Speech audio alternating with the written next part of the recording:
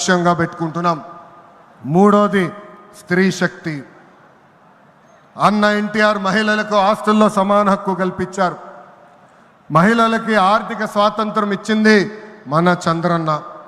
గత ప్రభుత్వంలో శాసనసభ సాక్షిగా తల్లిల్ని అవమానించారు. సొంత తల్లిని చెల్లిని మెడబట్టుకుని బయటికి గెంటేశారు. అర్థమైందా రాజా? అర్థమైందా రాజా? ఉద్యోగ ఉపాధి అవకాశాల్లో మహిళలకు రిజర్వేషన్, మహిళలకు విశ్వవిద్యాలయాలు, దీపం పథకం ఇచ్చింది తెలుగుదేశం. రానున్న రోజుల్లో మహిళల్ని మరింత బలోపేతం చేసి స్త్రీ శక్తి ద్వారా మనం కృషి చేయాలి. పార్టీ పదవుల దగ్గర నుంచి అన్ని రంగాల్లో మహిళల్ని సమానంగా బాధ్యత భద్రత కల్పించాలి. ఈరోజు నేను కొన్ని విషయాలు మీకు చెప్పాలనుకుంటున్నా. చట్టాలు శిక్షల వల్ల సమాజంలో మార్పు రాదు. సమాజంలో మార్పు రావాలంటే మన ఇంట్లో మార్పు మొదలవ్వాలి. ఇప్పుడు కూడా మనం కొన్ని పదాలు వాడతాం. గాజులు తొడుక్కున్నావా, చీరలు కట్టుకున్నావా, ఆడపిల్లగా ఏడవద్దు, ఇలాంటి పదాలు మనం మానేయాలి. అప్పుడే మనం ఆశించిన మార్పు సమాజంలో వస్తుంది.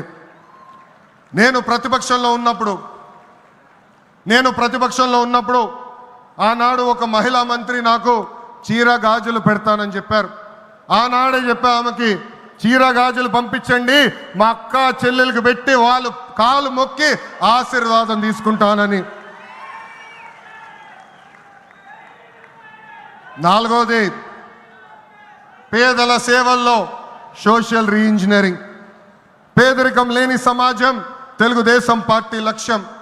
2 రూపాయలకే కిలో బియ్యం, జంతా వస్త్రాలు, పక్కా ఇల్లు, పెన్షన్ ఇచ్చింది అన్న ఎన్టీఆర్. చాలని పెన్షన్ 5 రెట్లు పెంచారు. 200 రూపాయల నుంచి 1000 రూపాయలు చేశాం. ఒకే సంతకంలో 1000 రూపాయల పెన్షన్ని 2000 చేశాం. ఇప్పుడు ఏకంగా భారతదేశంలో ఏ రాష్ట్రంలో ఇవ్వని విధంగా 4000 రూపాయల పెన్షన్ మన చంద్రన్న అందిస్తున్నారు. ఇంతేకాదు డ్వాక్రా, దీపం, అన్న క్యాంటీన్ ఇచ్చింది మన చంద్రన్న. భారతదేశంలో ఏ నాయకుడు సాహసం చేయలా, కానీ మన నాయకుడు చంద్రన్న సాహసం చేసి ఎన్ని ఆర్థిక ఇబ్బందులున్నా ఇచ్చిన బాబు సూపర్ 6 హామీ నిలబెట్టుకునేందుకు ముందలికి అడుగులేస్తున్నారు. మన ప్రభుత్వ అధికారులకు వచ్చిన వెంటనే పెన్షన్ పెంచాం. మూసేసిన అన్న క్యాంటీన్లు తిరిగి ప్రారంభించాం. మెగా డిఎస్సి ఏర్పాటు చేశాం. వచ్చే నెలలో తల్లికి వందనం ఇస్తున్నాం. ఆగస్టు మాసంలో ఉచిత బస్ ప్రయాణం కూడా మన ప్రభుత్వం అందజేయబోతుంది. ఇప్పుడు ఏకంగా P4 కాన్సెప్ట్తో పేదరికం నుంచి కుటుంబాలు బయటికి తీసుకొచ్చేందుకు చేయూత అందిస్తున్నారు మన చంద్రన్న. తెలుగుదేశం పార్టీ ఆవిర్భావం తర్వాత బడుగు బలహీన వర్గాలకి ఆర్థిక రాజకీయ స్వాతంత్రం వచ్చింది. పార్టీకి పునాదిగా ఉన్న మన బీసీలకి ఏకంగా స్థానిక సంస్థల ఎన్నికల్లో 33% రిజర్వేషన్ అందించింది తెలుగుదేశం పార్టీ. అందరికీ ఆమోదంతో ఏకంగా వర్గీకరణ చేసింది కూడా తెలుగుదేశం పార్టీ. అందుకే ప్రతి వర్గానికి న్యాయం చేయాలి, సోషల్ రీఇంజనీరింగ్ చేయాలనే లక్ష్యంగా మనందరం పెట్టుకోవాల్సిన అవసరం ఉంది. ప్రస్తుత పరిస్థితుల్లో అన్ని కులాలకు సామాజిక సమన్వయం కూడా అవసరం ఉంది. 5వది అన్నదాతకు అండగా. రైతులు లేకపోతే సమాజమే లేదు. ఈ సిద్ధాంతం బలంగా నమ్మే పార్టీ తెలుగుదేశం పార్టీ. అన్న ఎన్టీఆర్ గారి దగ్గర నుంచి మన చంద్రన్న వరకు రైతుల జీవితాలు మార్చేందుకు కృషి చేశారు. డ్రిప్ ఇరిగేషన్ దగ్గర నుంచి ఇరిగేషన్ ప్రాజెక్టుల వరకు, సబ్సిడీ, హార్టికల్చర్ వరకు ప్రోత్సహించింది తెలుగుదేశం. ఈరోజు మనం ఆక్వా, పామాయిల్, కోకో రంగంలో మనం నంబర్ 1 ఉన్నాం. మామిడి, జీడి పంటల్లో 2వ స్థానంలో ఉన్నాం. దీనికి కారణం తెలుగుదేశం పార్టీ. అన్నదాతకు తెలుగుదేశం ఎప్పుడు అండగా ఉంటుంది. పొగాకు, కొక్కో, మిరప ధరలు పడిపోతే ఏకంగా గిట్టుబాటు ధర ప్రకటించిన నాయకుడు మన నాయకుడు చంద్రబాబు నాయుడు గారు. బంగారం లాంటి భూములు మన రాష్ట్రంలో ఉన్నాయి.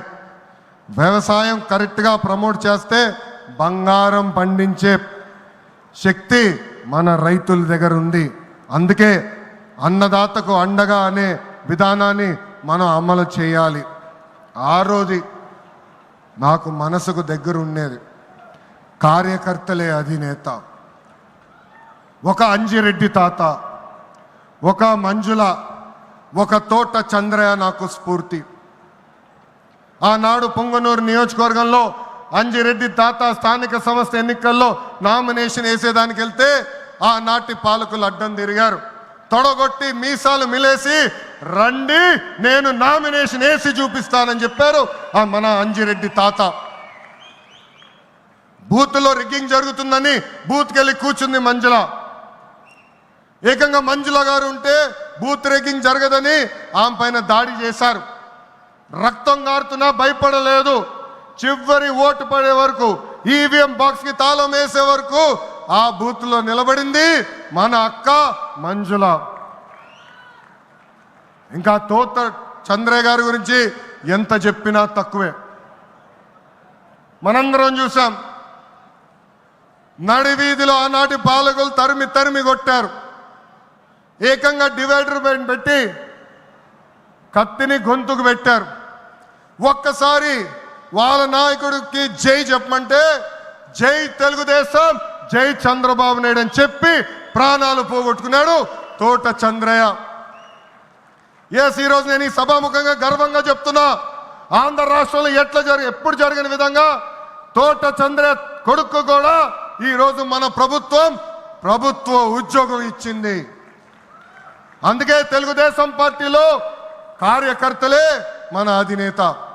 ఈరోజు మేమందరం ఈ వేదిక మీద నుంచున్నామంటే దానికి కారణం తెలుగుదేశం పార్టీ కార్యకర్త చెమట. ఆనాడు చంద్రబాబు గారు ఒక్క పిలిపిస్తే బాబు షూరిటీ భవిష్యత్ గ్యారంటీ చేశారు. నేను ఆనాడు నియోజకవర్గానికి వచ్చి మాట్లాడా, శంఖారావం చేయాలి, ప్రతి గడప తొక్కాలంటే మీరందరూ తొక్కారు. అందుకే కార్యకర్తలందరూ చెప్తున్నా, నాయకుల చుట్టూ తిరుగుతాం కాదు, ప్రజల చుట్టూ తిరగండి, మిమ్మల్ని ఎత్తుక్కుంటా వస్తుంది ఈ తెలుగుదేశం పార్టీ. కార్యకర్తలే తెలుగుదేశం పార్టీ బలగం. దేశంలో ఏ ప్రాంతీయ పార్టీకి లేని విధంగా 1 కోటి మంది సభ్యత్వం, 1 కోటి మంది కుటుంబ సభ్యులు ఒక తెలుగుదేశం పార్టీకే సొంతం. పార్టీ ఆవిర్భావం నుంచి కార్యకర్తలకు అండగా నిలబడింది తెలుగుదేశం పార్టీ. నేను అనేక సార్లు చెప్పా, 2004లో ఆనాటి కాంగ్రెస్ పాలకులు అనంతపూర్ జిల్లాలో ఒక్కొక్క కార్యకర్తను చంపేస్తున్నారు. అది చూసి చంద్రబాబు నాయుడు గారు వాళ్ళ పిల్లలు ఫ్యాక్షన్లోకి వెళ్ళకూడదని ఏకంగా గండిపేటలో ఎన్టీఆర్ మోడల్ స్కూల్ ఏర్పాటు చేశారు. నాతో కన్నా కార్యకర్తల పిల్లలతో ఎక్కువ సమయం ఆయన గడిపారు.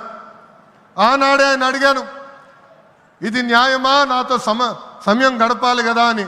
ఆయన ఒకటే అన్నారు, ఆ పిల్లలకి తల్లిదండ్రులు లేరు, ఫ్యాక్షన్ దాడిలో చంపేశారు, వాళ్ళ కళ్ళల ముందర చంపేశారు, వాళ్ళకు ఒక తండ్రిగా నేను నిలబడాలి, అది నా బాధ్యత అని చెప్పిన వ్యక్తి చంద్రబాబు నాయుడు గారు.